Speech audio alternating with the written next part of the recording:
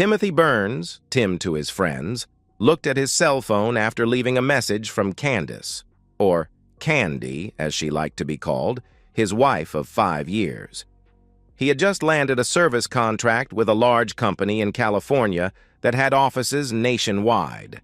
He knew his boss, Jake Hudson, would be extremely pleased as the new contract meant a huge expansion in his IT firm. The new contract also meant a huge increase in his salary as well. Maybe now, he thought, he and Candy could finally start their family as they had planned. But he had concerns. Concerns that began niggling in the back of his mind after the camping trip with Jake a little more than a week ago. There was something a bit different about her when they returned from the trip. It seemed that her mind was on something else most of the time, and she had started getting just a bit snippy with him. But there was more. He noticed something else when they got home and had thrown their clothes in the hamper. A pair of her panties had something in the gusset. He picked them up and noticed that whatever it was had already hardened and had a very distinctive odor. Then it hit him, and he felt as if his whole world had collapsed. He had no idea whose fluid was in her panties, though, but he swore to find out the truth. He knew he had a trip coming up to the West Coast, so he visited an attorney to find out what options he had. If Candy was cheating, he thought, that would be the end of their marriage. "Are you sure that your wife is cheating?" Ruby Hawkins asked. Ruby was an attorney who specialized in family law and divorce, and was recommended to him by a friend who had just divorced his wife for cheating. "Not 100%. But I need to know, and if she is, I want a divorce." "Well, most divorces in this state are no fault. You can file on the grounds of adultery, but you'll need to have ironclad proof." "You mean, like photos or a video?" Tim asked. "Yes, if you like, I can have an investigator keep tabs on her and find out for certain." "Yes, please." "What can I expect in a divorce?" Tim asked. "Well, since she makes about as much as you do with her teaching job, there's a chance we can keep you from having to pay her any alimony. You don't have any real estate and you don't have any children, so basically everything will be split 50 by 50. You keep your retirement and she keeps hers. Basically, it's an even split of the assets. If she is cheating on you, we'll use that as the grounds and use whatever evidence we have to ensure a good outcome. I'll start putting the paperwork together and we'll go when we have the evidence." "Okay, go ahead and do it. I'll be out of town for about 3 days, so I imagine that's when she'll probably do it." She called in her investigator, Marvin Johnson, and he suggested Tim place a tracking app on her phone. He also gave Tim a device to record phone calls on his landline and an audio recorder he would stash in her purse. Tim hated doing this, but he had to know the truth. There were other clues as well. Ever since the camping trip, Jake seemed even more arrogant and condescending than before. It was almost as if he knew something Tim didn't. He managed to get through the week, and Candy drove him to the airport, giving him a kiss as he left. "I'll call you tonight after dinner," he said. "Okay, dear," she told him. "Have a safe flight." The first night he was gone, he called Candy as promised, and was a bit shocked when she told him she would be working as a waitress for a party Jake was holding at his house that evening. According to Candy, one of the original waitresses had gotten sick, and Jake asked if she would fill in. He wasn't aware that Jake had anything planned, as he hadn't mentioned anything. "He promised to pay me $150 for the evening. I could use the extra money since I don't start back to work for a couple weeks." He knew that classes were starting back up soon, and she really could use the extra money. But something seemed a bit off about this. "Really? Okay, go ahead. But be careful and tell me about it tomorrow, okay?" "Okay. You know I love you, right?" she replied. "Yeah, and I love you too. Good night." He ended the call, but a knot was starting to form in his gut. He called the investigator. "I just wanted to let you know that Candy's been asked to work as a waitress for a party at Jake Hudson's house," Tim said. "Okay," Marvin said. "We've got it. I'll forward whatever we find out to you." "Thanks," Tim said. ending the call. The next day, he called Candy's cell, but got no answer. He also called the house phone, but only got the answering machine. Surely she didn't spend the night with Jake, he thought to himself. His hopes were dashed, however, when he got the email from Marvin that afternoon. Candy spent the night at Hudson's house, and she's still there, and she was quite busy the night before. I've attached a couple of photos, but I want to warn you. They're pretty graphic. I'll give you my full report when you return. Tim opened the attachments, and his heart sank. There was his wife of 5 years, involved in explicit acts with multiple men. One was Jake, and the others were colleagues from his office, men he once considered friends. The second picture showed her lying on the floor in a compromising position, with evidence of her encounters still visible. Jake's presence was unmistakable, and Tim's hands began to shake as tears filled his eyes. He couldn't believe what he had just seen. He tried calling her phone one more time, but it went straight to voicemail. He also tried calling the house phone, but only got the answering machine. He left no message and went to the bar in the hotel to drown his sorrows. The next morning, he checked the tracker and saw that Candy's phone was still at Jake's house, confirming she was probably still there. Marvin sent an email that contained 2 more photos, showing his wife involved in an explicit group activity with about 10 men, including Jake, his son Mike, and 5 others from Jake's IT firm. These were men Tim had once considered trusted colleagues, but now saw them in a different light. He didn't recognize the other 3 and assumed they were friends of Mike's. He concluded his business with the California client and, contract in hand, checked out of the hotel and grabbed an early flight home. He grabbed a taxi at the airport and noticed that Candy's car was gone when he arrived home. Checking the tracker, he saw that her phone was still at Jake's house. He went inside, changed clothes, and called Ruby's office. He was surprised when her receptionist said she was available and could see him that afternoon. He called Candy's cell and was surprised when she answered. She seemed out of breath when she answered. "Hello?"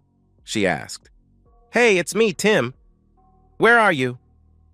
"I'm at home, just catching up on a few things before classes start," she said. He was shocked that she would lie so blatantly to him. "I see. Well, I'm done here in California and I'm on my way home." "Oh, good. I've missed you so much. Call me when you land and I'll come pick you up at the airport." "No, don't bother.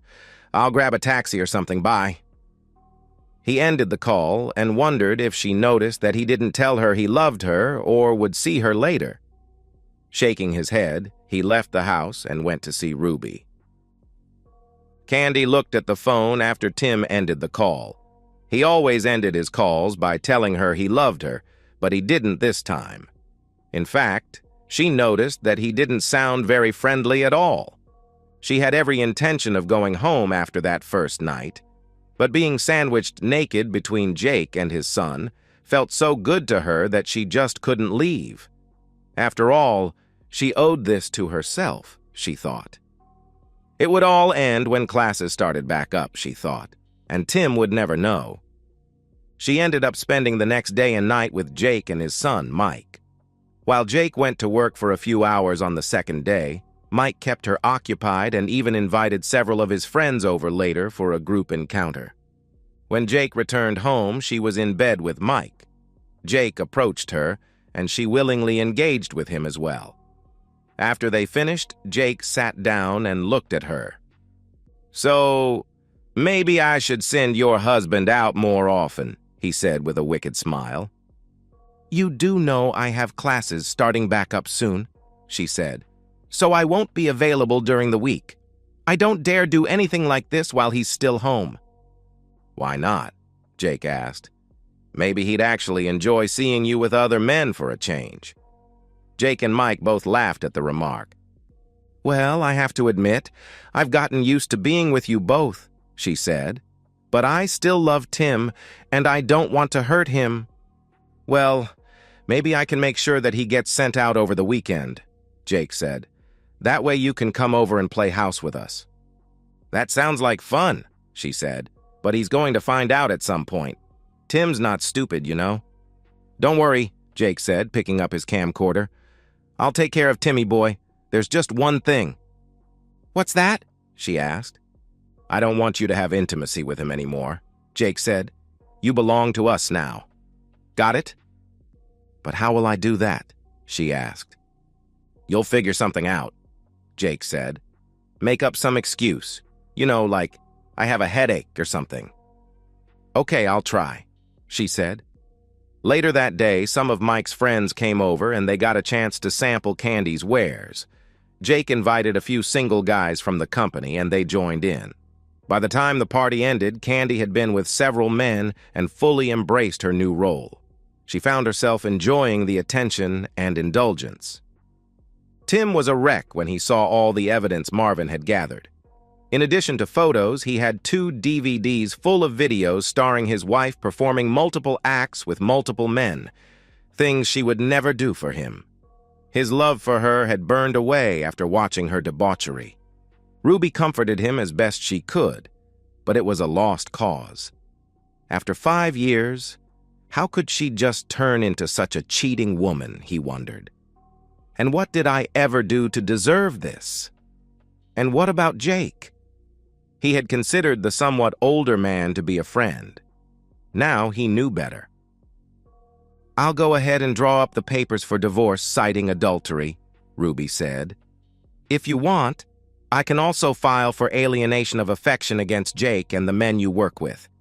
Those lawsuits usually don't go very far, but I think we can get a good settlement. Do what you have to do, Tim said. Just don't do anything stupid. I don't want to have to bail you out of jail. Tim shook his head. Don't worry, I won't. When can you have the papers ready? I can have everything ready to go in just a couple of days. In the meantime, try to act normal around your wife. I'm not that good of an actor. And there's no way I'm touching her ever again. God only knows what she's gotten from all those men. Tell her you're not feeling too well. That should buy you a little time. Tim nodded his head. Yeah, okay, he said before he left. Sitting in his car, he suddenly realized something else. There was no way he could work for Jake anymore, and there was no way he could tolerate being around the men who had cuckolded him. He pulled out his phone and looked through his contacts until he found the number he was looking for. He hit the number and hoped for the best. Carlson, the man at the other end said when he answered. John, this is Tim Burns. Tim, how are you, old friend? Could be better. Listen, is that position with Empire still open? John Carlson, an executive with Empire, had been trying for some time to get Tim on board, but Tim felt he needed to stay with Jake out of a sense of loyalty to him. That loyalty, however, was now gone. Of course it is. You finally decided to come join an established company? Yeah, something like that. Some things have come to my attention, and I find I can no longer work there. I'm sorry to hear that, John said. Is there anything I can do? Just give me a job. I promise I'll work as hard for you as I did for Jake. Of course. Would Monday be okay to start? Absolutely, Tim said. Good. Listen, why don't you and that pretty wife of yours come by tonight and have some of Rose's famous lasagna? We can catch up and I'll go over the compensation package with you. I'd love to, but unfortunately, I can't bring Candy. Oh? What happened? John asked. I really don't want to get into it on the phone. I can get into it a bit tonight if you want. Sure, Tim, John said, sounding concerned. You know, Rose is a licensed counselor. Maybe she can help you if you want. That actually sounds good, John. I appreciate it, Tim said. Good. I'll call Rose and let her know. Think you can come by at, say, 6:30 tonight? Sure, 6:30 it is. Thanks again, buddy. My pleasure, John said. They ended the call, and Tim felt as though a giant weight had been lifted off his back. He started his car and headed home. When he got there, he noticed that Candy still hadn't made it back from Jake's house. He grabbed his briefcase and went inside. He showered, changed clothes, and sat at his computer, where he wrote his resignation letter. Candy finally came in about 5 p.m. and noticed her husband sitting at his computer.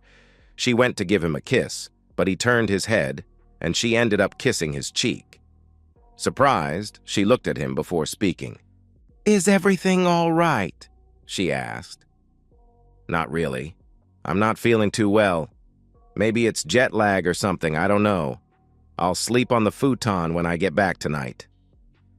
"Get back? Where are you going?" she asked. "I'm meeting someone for dinner." "Are you meeting a woman?" she asked, concern in her voice. "You mean, am I cheating on you?" "No. I've never cheated on you in all the time we've been together, and I have no intention of doing so now. Can you say the same?" She recoiled in horror. "Does he know?" she asked herself. No, there's no way he could ever know. "Of course I can," she said. Tim wasn't convinced. "So, how was your trip to California?" she asked, trying to change the subject. "Successful. And how was your little job at Jake's house?" "It went well. Even when it was hard, it was still fun." "I'll bet," he said with no emotion in his voice. He looked at his watch before speaking again. "I'd better get going," he told her before saving his work and shutting down his computer. He stood and walked past her without a word and went into the master bedroom, where he changed into something a bit less casual. When he came out, Candy was sitting on the couch. "How long will you be gone?" she asked. "I don't know. Don't wait up for me. Bye." He grabbed his keys and headed out the door. She couldn't help but notice that he didn't kiss her and told her he loved her. He always did that when he left the house. After she saw his car leave, she picked up the house phone and called Jake, unaware that her conversation was being recorded. "Jake, I think he knows something," she said. "What makes you think that?" Jake asked. "He wouldn't touch me at all. He usually always gives me a kiss and tells me he loves me, but he didn't. He seemed so old, and he just left, saying he had a dinner appointment." "Oh? Did he say with whom?" "No, he didn't. Jake, what if he knows? What if he's planning to leave me?" "So what if he does? You can always come and stay with us. And don't worry about Timmy boy. I'll keep him running around so much he'll hardly ever be home." "But I don't want to lose him. I love him." Jake laughed out loud. "Yeah, you showed us all how much you love him these past 2 days or so, didn't you?" Jake asked. "That's not funny, Jake. I know what I did with you guys, and yeah, I enjoyed it, but I still love him. I don't want to lose him." "Yeah, right. Look, let him get it out of his system. After a while, he'll come on board. And if he doesn't, well, we can do something about that as well." "You're not going to hurt him, are you?" she asked. "Not in so many words. We'll just have to show him the way things are going to be from now on. And you're going to help make it happen." "What?" Candy asked, shocked. "When the time comes, you're going to help us explain things to him. Remember who you belong to now. I'm sure you wouldn't want the school board to see those videos we have of you." "You wouldn't dare," Candy said. "Oh, yes, but I would. I've got videos of you on the camping trip and lots of videos of you in some very compromising positions. You literally belong to me, so it's up to you to keep Timmy boy in line." Feeling trapped, Candy gave in. "Okay, Jake, but don't hurt him." Jake sneered over the phone. Yeah, whatever," he said, ending the call. Tim pulled up to the large 2-story home where John and Rose Carlson lived. He got out of his car, grabbing the bottle of wine he picked up on the way over. John answered the door when he rang the bell and graciously accepted the wine. "Come on in, Tim," he said with a smile. "And thanks. It'll get put to good use tonight." John led Tim into the dining room, where Rose was waiting with her lasagna. "Tim, please meet my wife, Rose. Rose, this is Tim Burns, our brand new account representative." Tim shook Rose's hand as John opened the bottle of wine. "Good to meet you, Tim," Rose said with a smile. "A pleasure to meet you as well, Mrs. Carlson." "Please call me Rose. Mrs. Carlson sounds so formal." They took their seat at the table, and Rose dished out a helping of lasagna as John poured the wine. Tim had never tasted lasagna this good and offered his thanks. "This is the best lasagna I've ever eaten," he said. "I'm glad you like it. It's one of my specialties," Rose replied. "So, Tim, I don't mean to pry, but I'm curious why you decided to leave Jake so fast. Did something happen?" Tim nodded his head before he began. "Yeah, something happened all right," Tim said. "Please, Tim, tell us about it," Rose said. Tim gathered his thoughts for a moment before giving them the story. "Damn," John said. "That's cold. I feel for you, really. I had something similar happen to me, but the circumstances were quite different. So what are you going to do now besides change jobs?" "I've seen an attorney and I'm filing for divorce. My lawyer says it'll pretty much be an even split." "What about counseling?" Rose asked. "Have you considered that?" "It's too far gone. I don't know what got into Candy. It's like she just flipped a switch and became a cheating woman all of a sudden. I never knew she had it in her to be like this." "How are you handling all of this?" Rose asked. "Not too well. My lawyer says I should try to act normal around Candy, but I'm finding it very hard to do that. Right now, I can't even stand to look at her." "Maybe you should consider counseling," she said. "I may do that," Tim said. "Trust me, Rose is the best in the business," John said. "I think she can help you get through this if you want. Besides, it's covered in your benefit package." "That's certainly a plus," Tim said, laughing. "I'm serious. Rose was a godsend when I needed her. I know she can help you as well." He turned to Rose. "Do you think you can fit him in your schedule?" "Of course. I think an hour a week should work. What about it, Tim?" Tim thought about the offer before answering. "Okay, I'll do it," he said. John smiled and patted Tim on the shoulder. "Good man.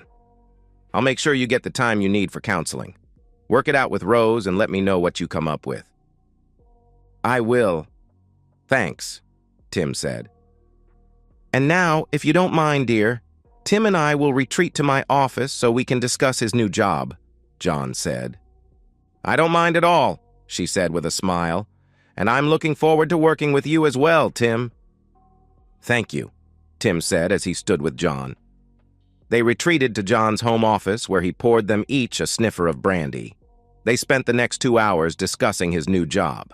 By the time they were done, Tim felt as if he was taking control of his life again. Tim shook John's hand and headed back home. It was about 10 p.m. when Tim pulled into his driveway. He looked and saw the lights were still on in his apartment. He hoped Candy was there by herself. He got out of his car and went into his apartment and saw Candy sitting on the couch.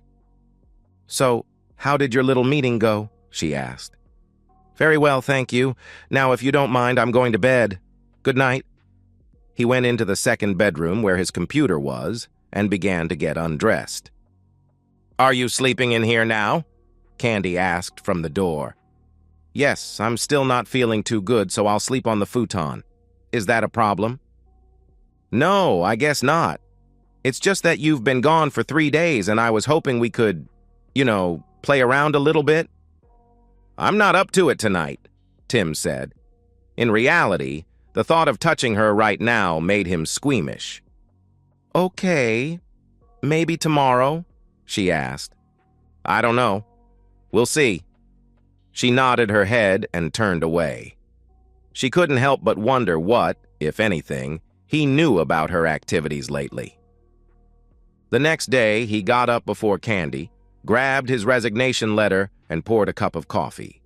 He saw Candy's purse on the kitchen counter and grabbed the audio recorder, then downloaded the audio from the previous day's phone call. He left the apartment without saying goodbye or telling Candy that he loved her. She heard the door close when he left and lay in bed, tears falling down her cheeks. When he got to the office, he barely spoke to anyone. He said hello to his secretary, then went into his office and closed the door. He was packing his things when Jake came into his office. "What's this?" Jake asked. Tim reached into his briefcase and pulled out 2 envelopes. "One is the signed contract from California, and the other is my resignation, effective immediately. I believe you owe me a bonus for getting the California account, and you owe me my final pay, with the balance of my vacation time." "Resignation?" Jake asked, shocked. "What the heck? Why are you leaving? I need you." "Seriously? You honestly don't know why? Do you think I'm stupid or something? I'm not. You know, frankly, some things have come to my attention and I've decided that I can no longer work here. So I've accepted a position with another firm. I'll be out of your hair in just a few minutes. Then I'm going to HR. "Wait, Tim, can't we talk about this?" Jake asked. Tim shook his head. "There's nothing to talk about, Jake. I'm done. Finished.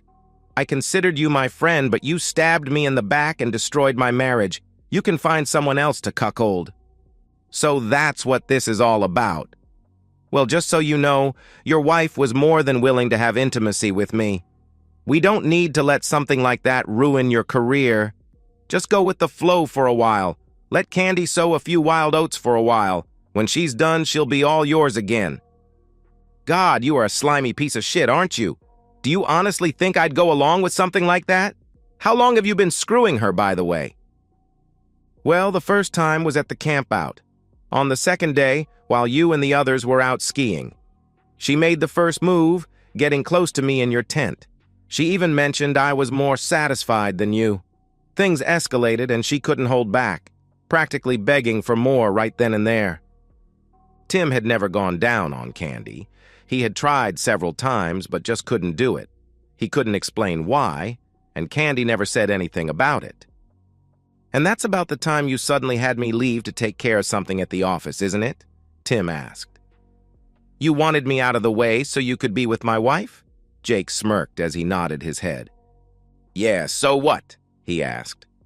Tim wasn't finished. "And that whole thing about hiring her to be a waitress at your party was just another excuse to get her into bed, wasn't it?" Tim asked. "Yeah, it was. So what?" Jake asked. Tim pulled out his phone and stopped the audio recording he started when Jake walked into the office. "Thank you for your admission. Now, if you don't mind, I'm done packing.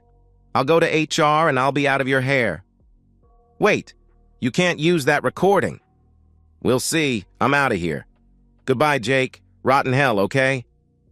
"You forgot something," Jake said, picking up a photo of Candy that Tim kept on his desk. "I didn't forget. I don't want it. You and your son want the skank so much you can have the skank. I'm done with her. And you. Goodbye." With that, he left the office. Jake looked at Tim as he left, wondering what the hell just happened. How did Tim find out about what he and his son had done with Candy, he asked himself. "What do you mean he resigned?"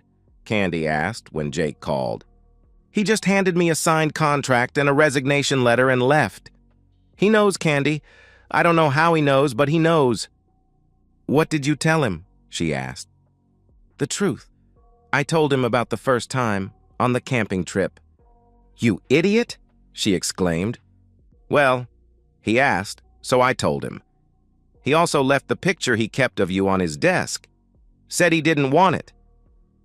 "Terrific," she said, tears falling down her cheek. "So what do we do now?" she asked. "Not my problem. He's your husband.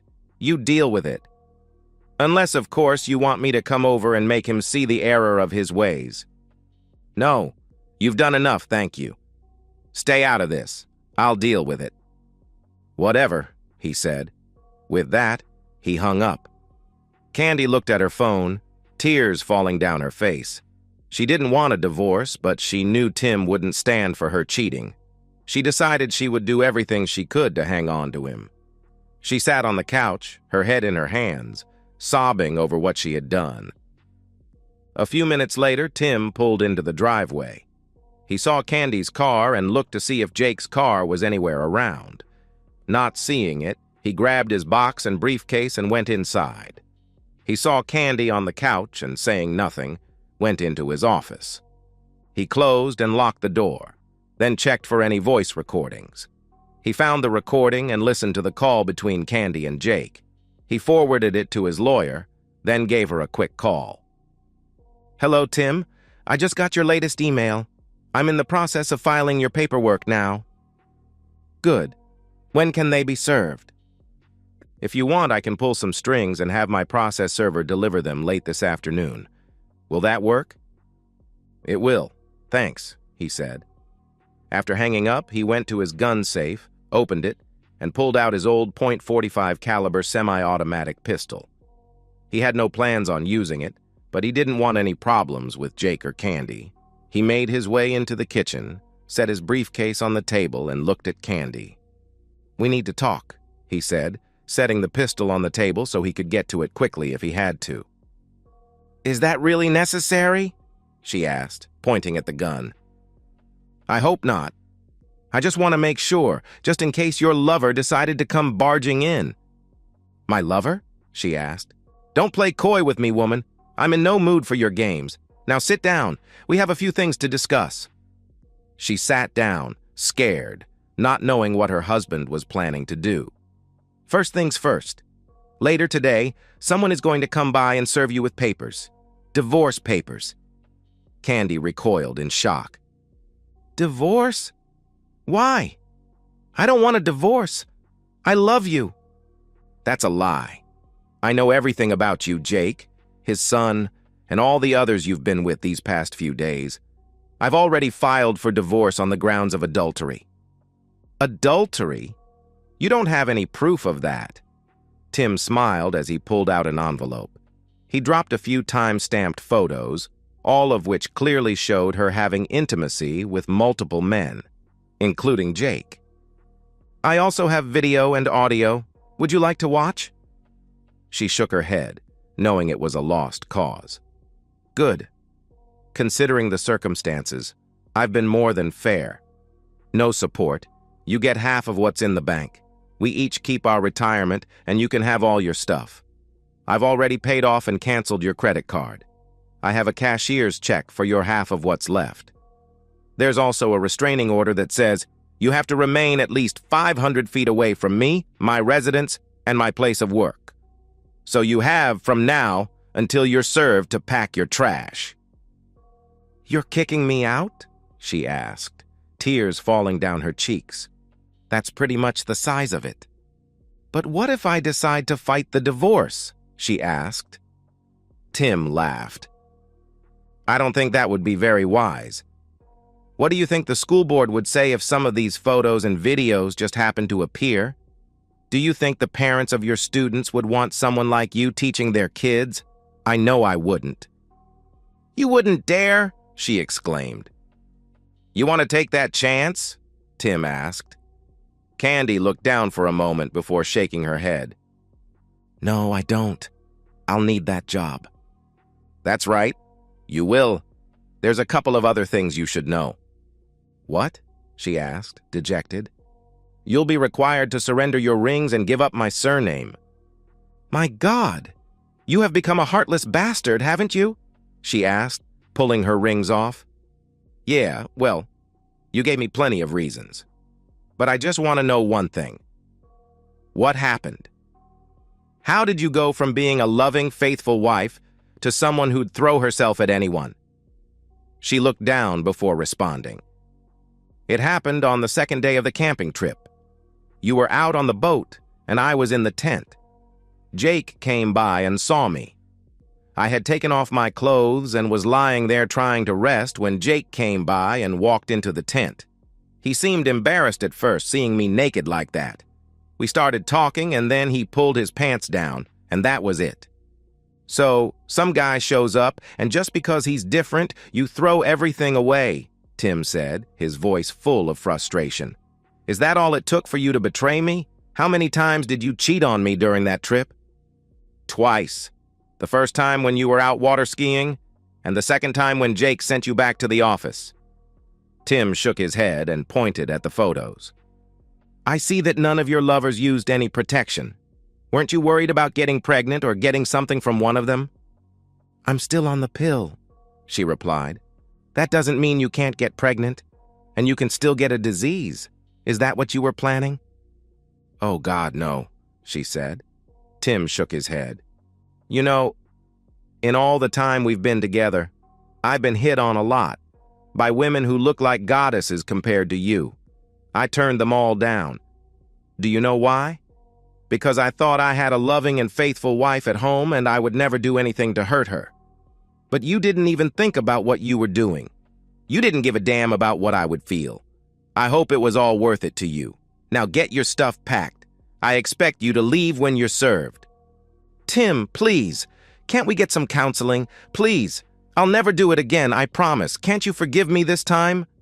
I will never forgive you for what you've done, Tim said, his expression harder than she had ever seen before. Ever.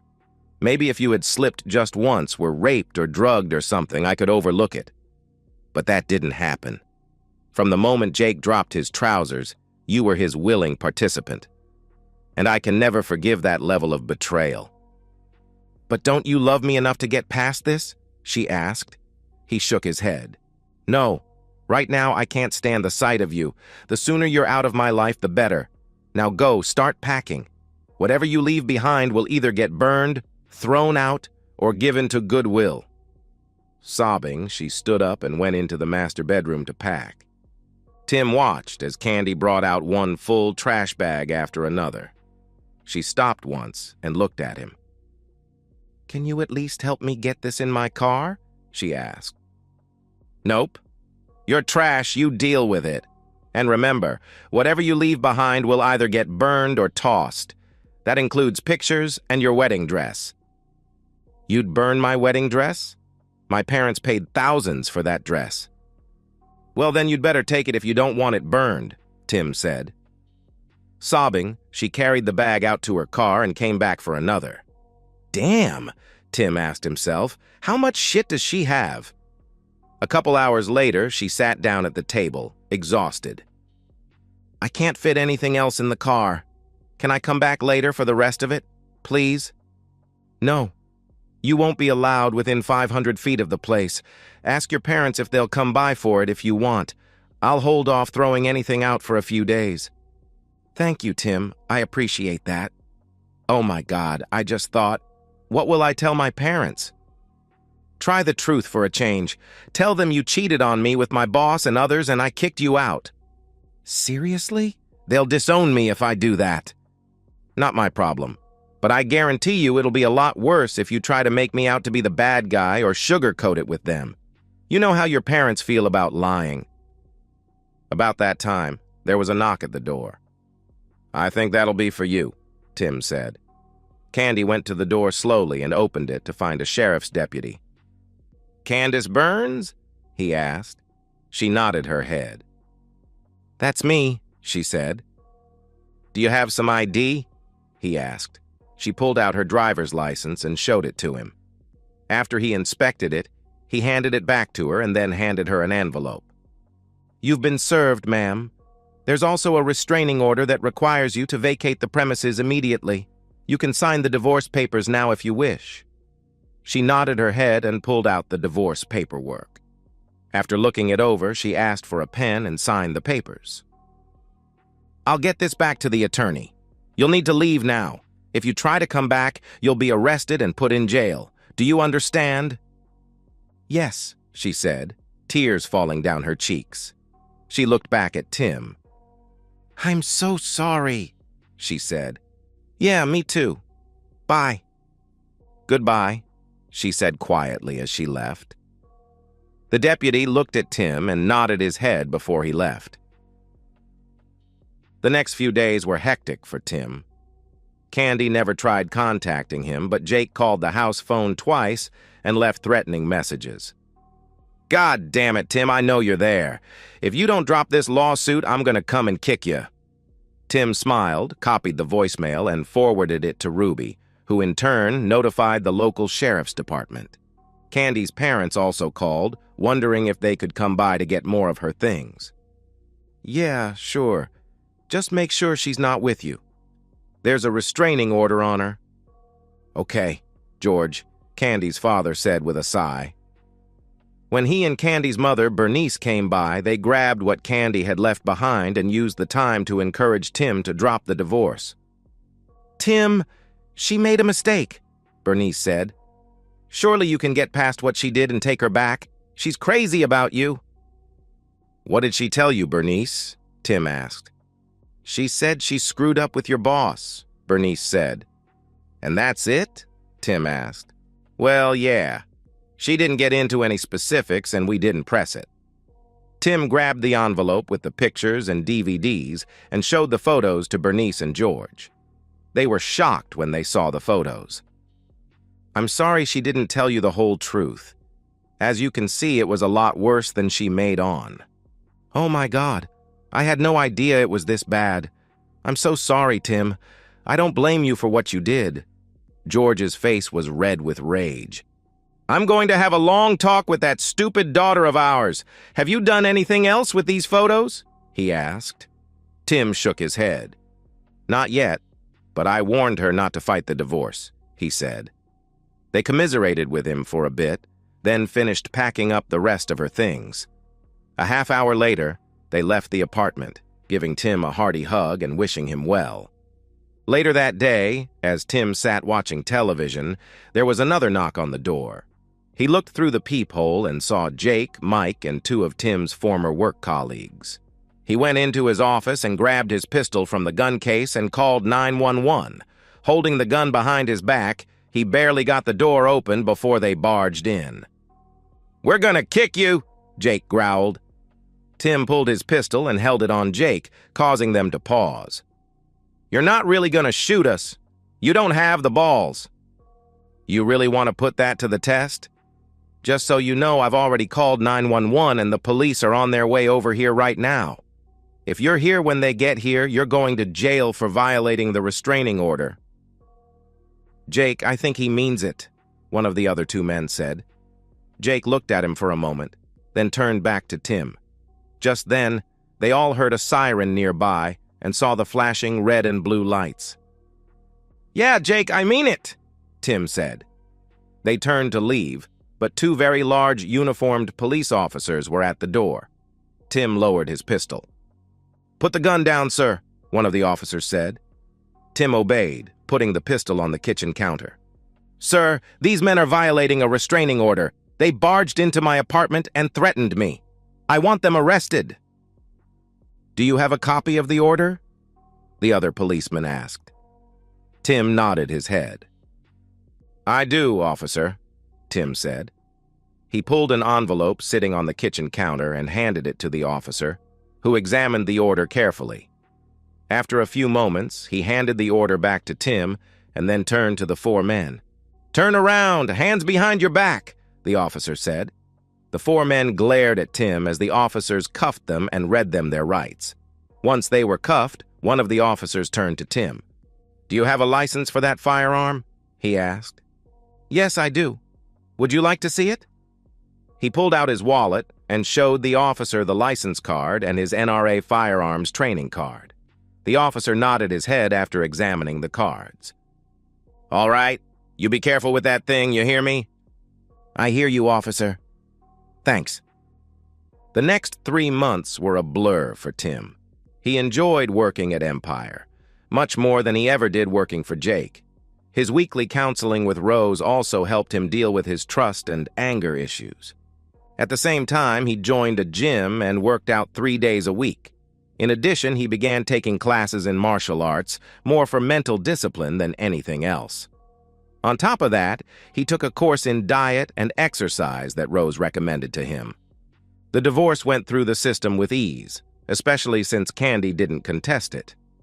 The alienation of affection lawsuits, however, were somewhat different. Ruby had warned that they might end up dismissed, and 2 of them were. The case against Jake, however, surprised both Tim and Ruby.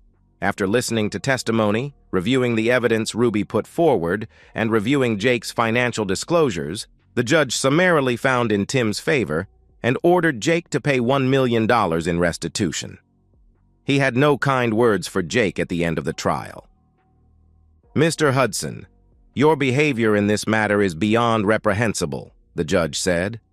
"Not only did you take advantage of a man who considered you a friend, you abused your position as his employer in order to deliberately destroy his marriage and his family.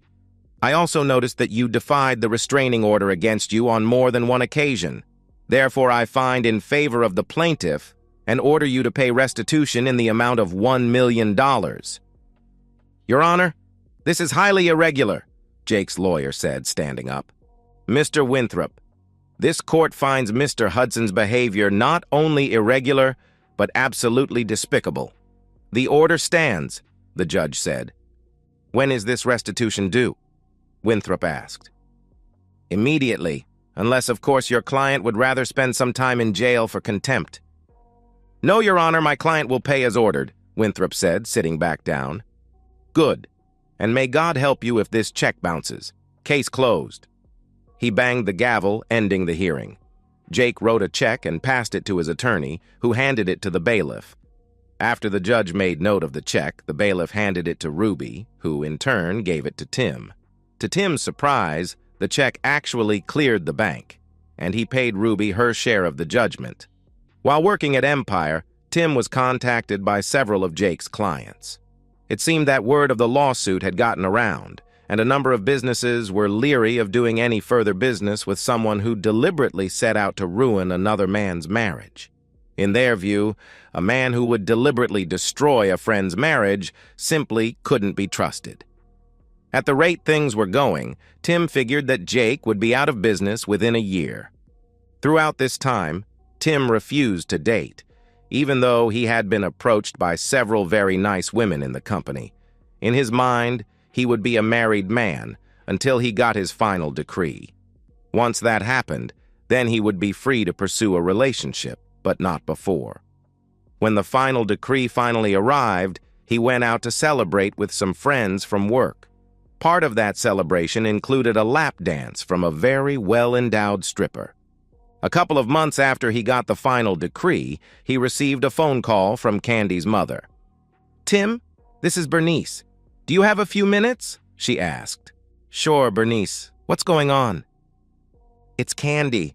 She's HIV positive. She just got the test results. I'm sorry to hear that, Bernice, but to be honest with you, I'm not surprised. Besides, we're officially divorced now, so there's nothing I can do. She's not on my insurance, and I'm not responsible for her. I know. I was just hoping that maybe you could see it in your heart to talk to her for a little bit. Well, I guess I can, but I don't know what good it'll do. Please, just come over and talk to her for a few minutes, Bernice begged. Tim thought for a minute before responding. All right, I'll come over for a few minutes. Thank you so much, Bernice said. Tim drove to Bernice and George's house and was shocked to see how thin and frail Candy looked. She started coming toward him, but he waved her off.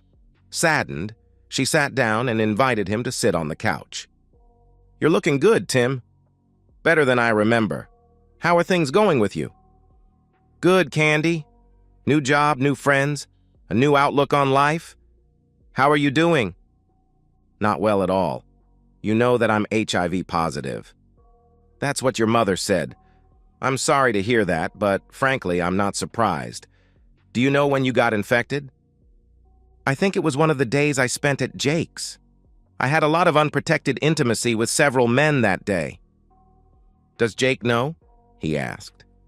She shook her head. Not yet. I'll have to tell him so he can get tested as well. I'm sure he's not going to take it well, Tim said. No, probably not.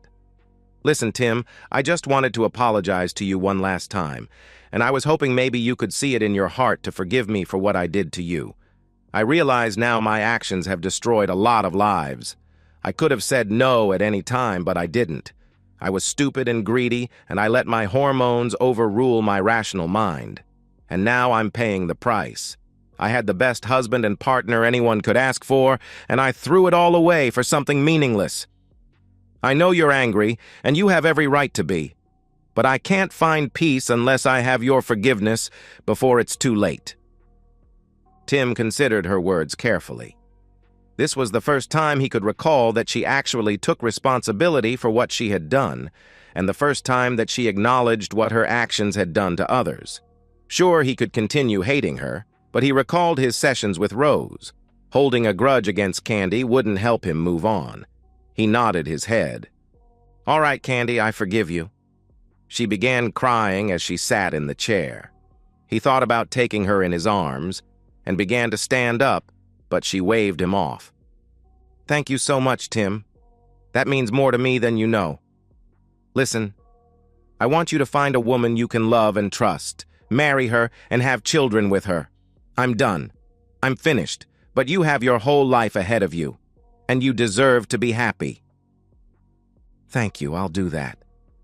And if you ever want to just talk, let me know, okay?" She nodded her head as she wiped the tears from her eyes. "I will, Tim. Thank you for coming over and talking with me. I've missed you so much these last few months. I've missed the woman I married. How are things with Jake and Mike, by the way?" She shook her head. "Not good. He's gotten very abusive lately. He didn't take losing to you in court very well. You probably know his business has taken quite a hit lately." "I've noticed. Has he hurt you? Physically?" "Not yet, but he's very abrupt," she said. "Do you want me to be with you when you tell him about your diagnosis?" Tim asked.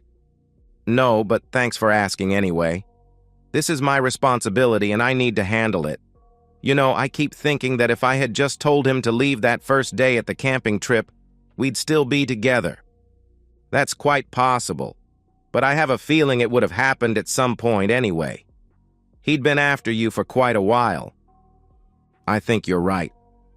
Listen, I'm getting really tired and I need to rest before I go back.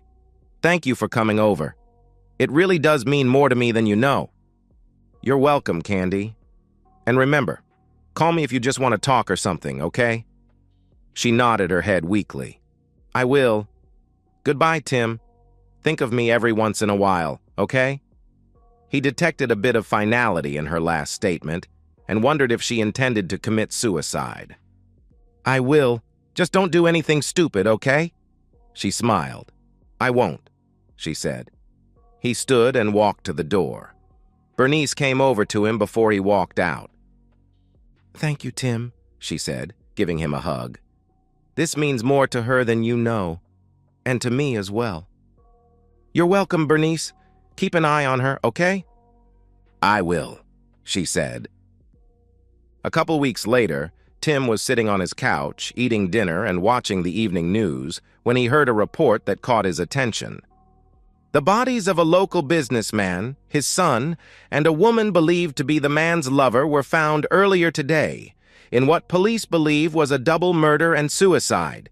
Jacob Hudson, president and founder of Hudson Consulting, along with his son and a woman whose identity has yet to be released, were found dead.